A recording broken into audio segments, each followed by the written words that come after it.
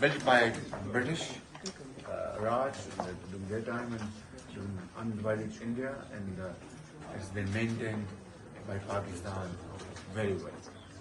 And look at the landscape, it's almost 100 years old, but 1923. Stehen Sie hier, schlafen Sie hier, essen Sie hier. Das ist richtig. Ja? Ja? Gut. Und auch Chanel. Gibt es auch hier. Ja. Das ist das ultimative Argument.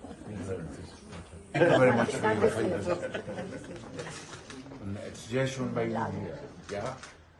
Ihre Zeit zu Pakistan, noch nach Pakistan. Vielen Dank. Und auf Wiedersehen und sehen Sie später. Ja? Genug. 100%. Mit meinen Freunden. Herren und Damen, ja? Schönes Zeit hier.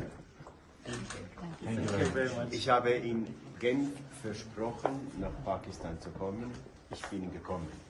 Das erste Mal, aber nicht das letzte. Vielen Dank. Und vielleicht nach 2 Monaten, ich würde in Detroit. Ja? Wunderbar. Fliegen, ja. Dann können wir uns wieder sehen. Vielen Dank und sehen Sie später. Auf Wiedersehen. Ja. Wiedersehen.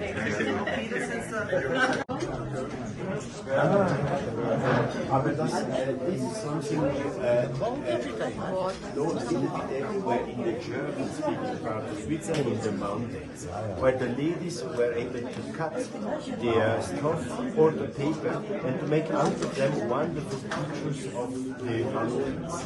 So you can hang it on a wall, and it is really very, very Swiss. Thank you very much.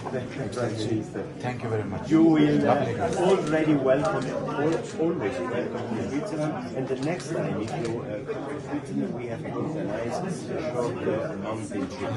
Yeah, absolutely. To the very. Thank you very much. Very kind.